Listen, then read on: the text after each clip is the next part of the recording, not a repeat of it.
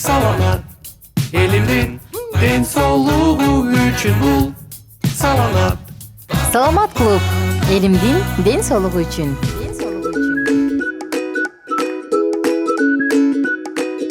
Салам достор, кандайсыздар? Биздин сүйүктүү замандаштарыбыздын баардыгына тең салам айтабыз жана саламаттайын деп аталган подкастты тыңдап жаткан кадырман угармандарыбызга, замандаштарыбызга, досторубузга баарыңыздарга кутман күн.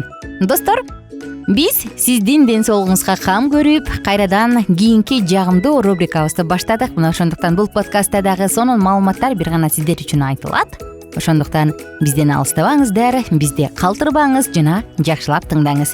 Жана сөзсүз түрдө мүмкүнчүлүгүңүз болсо, мүмкүн телефонуңуздун, гаджеттин диктофонун болобу, же калемсап кагаз алып аласызбы? Сөзсүз жаныңызга даярдап алыңыз, анткени бүгүнкү айтыла турган маалыматтарда сиздин ден соолугуңузду чыңдаган пайдалуу жана кызыктуу маалыматтар айтылат. Албетте, адам канчалык көп билсе, демек ошончолук көбүрөөк эшиктер ачылат эмеспи? Анысы кандай, бүгүнкү маалыматтар дагы сиздер үчүн. Денеси сактын, руху да сак.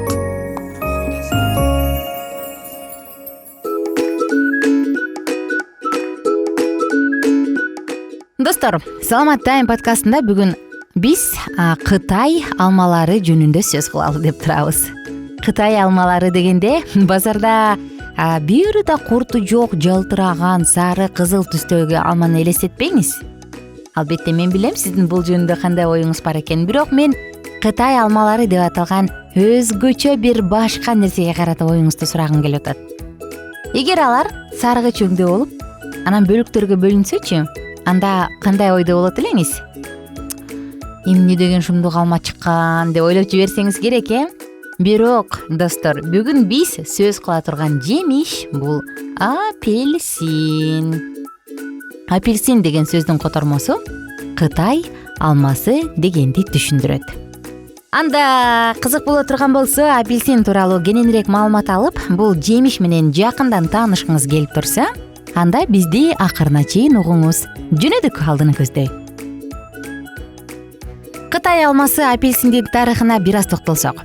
Апельсин Кытай жергесинде биздин заманга чейинки 2500 миң жыл мурун эле өстүрүлө баштаган. Батыш өлкөлөрүнө португалиялык деңиз сүзүүчүлөрү аркылуу келген. Тарыхты байкасак, ушул деңиз сүзүүчүлөрү, жер кыдырган саякатчылар канча деген мөмө жемиш, жашылчаларды тараткан. Аларга ыраазычылык айтыш керек кейде. Ошол учурдан тарта батышта апельсин бактары өстүрүлүп, алар үчүн атайы айнектен салынган оранжереялар дагы курула баштаган.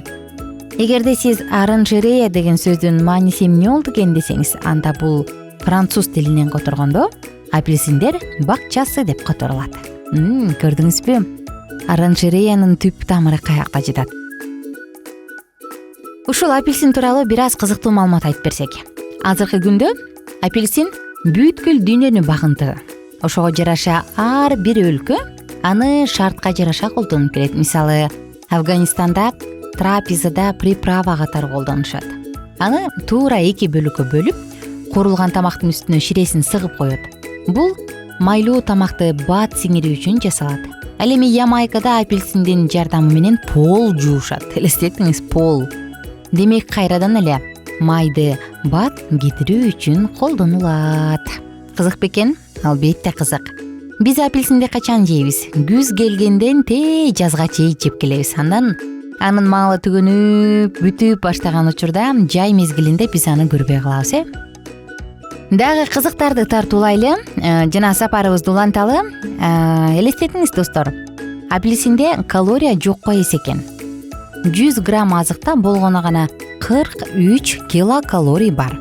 Бирок минерал, витаминдер өтө жогорку деңгээлде.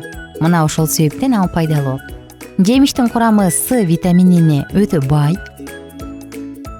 Болгону гана 150 грамм ананасты жеп койсоңуз, бир күнгө жетиштүү болгон С витамини менен камсыз болосуз. Бир даана, бул орточо эсеп менен алганда бир даана ананас.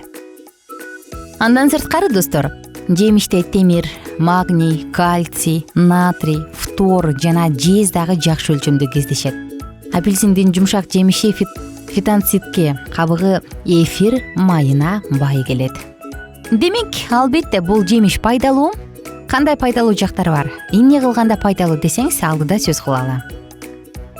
Курамындагы С витамининин молдугу жагынан апельсин бардык фармацевтикалык дарыларда ашып өтөт. Бүгүнкү күндө апельсиндин курамында С витамининен сырткары 170 фитохимиялык элементтердин бар экендиги да маалым. Алар организмге С витамининин жакшы сиңишине жардам берет. Пайдалуу жактарына дагы бир токтолсок, мисалы, инфекциялык ооруларда эгерде сиз суукка тийип же сасык тумоого кабылып калсаңыз, апельсин жеңиз. Изилдөөлөргө таянсак, мындай учурда керектүү жыйынтыкка жетиш үчүн күнүнө 4 апельсин же 200 мг С витамин жеш керек. Анан дагы баса достор, белгилей кетсек, апельсин дагы анын курамындагы витамин дагы оорудан сакайтпайт, бирок оорунун мөөнөтүн кыскартып, симптомдорду азайтаары маалым болгон. Демек, апельсинди кыш, эрте жаз, күз, кеч күз маалында көбүрөөк жешибиз керек болот экен. Анткени бул учурда бат-бат сасык тумоо болобуз, анагрипп, парагрипп түрлөрү толтура, батыраак ар кандай инфекциялык жугуштуу ооруларга көп чалдыгабыз. Демек, бул учурда күнүнө жок дегенде 4 апельсин жеп коюнга аракет кылыңыз. Бул жемиштин дагы бир пайдалуу жагы жүрөк оорусунда. Апельсин кандын жакшы циркуляциясына муктаж болгон жүрөк жана мээге канды оңой жеткирип, кан суюлтуучу касиетке ээ. Жемишти туруктуу колдонуу дагы кандагы холестериндин деңгээлин азайтып, артериалдык кан басымды жана жүрөк ооруларын алдын алат. Байкадыңызбы? Аллергияда дагы жардамчы. Организмде С витамини жетиштүү болгон адамдар аллергияга көп кабылышпайт. Күнүнө 4-5 дана апельсин жеп турган адам ринит, бронхиалдык астма сыяктуу оорулардын алдын ала алат. Күнүнө 4-5. Андан тышкары замандаш, бул апельсин подагра оорусунда дагы мыкты даба. Мындай ооруга кабылган учурда апельсин көмөктөшө алат. Ошондой эле бөйрөктө таш болсо, таштын кайсы бир бөлүгүн талкалап, заара менен чыгарууга апельсиндин кудурети жетет. Азыркы учурда бөйрөк оорулары бул эң чоң көйгөйлөрдүн бири. Көз ооруларында дагы абдан пайдалуу. Андан тышкары рак оорусун алдын алууда дагы пайдалуу. Башка цитрус жемиштери сыяктуу эле апельсиндин курамында дагы фитохимиялык элементтер антиканцерогендик кыймылга ээ. Күнүнө жок дегенде 1 дана апельсин же башка цитрус жемишин жеп туруу рактын ар кандай түрүн алдын алат. Бул ооруга кабылып калгандар дагы күнүмдүк күлүшүндө жемишти колдонуп, чоң пайда көрсө болору айтылат.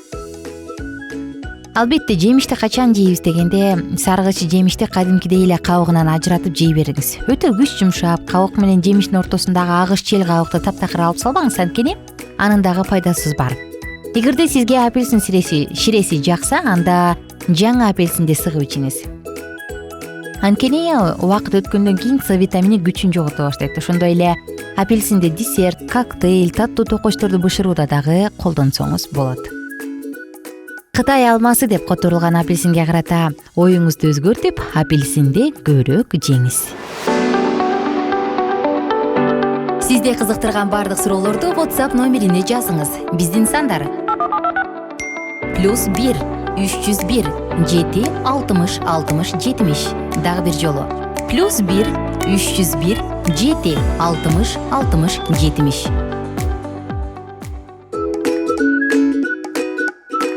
Замандаштар, кийинки подкастта дагы сиздер үчүн жашылча жемиштер жөнүндө сонун маалыматтарды айтып берүүгө даярбыз. Болгону сиз бизди калтырбаңыз. Ал үчүн биздин YouTube каналга, Саламат клуб YouTube каналына жазылыңыз, катталып алыңыз дагы. Ал жактан кененирээк маалымат алып, ар бир биздин чыгарылган аудио роликтерибизди, видео роликтерибизди калтырбай көрүңүз. Кененирээк маалыматтар Саламат Чекит клуб сайтында. Кайрадан амандашканча барыңыздарга көңүлдүү күн каалайм. Бар болуңуздар, достор. Бактылуу болуу, саламатта болуу. Саламат тайм уктуруусу менен ден соолугуңузду чыңдаңыз.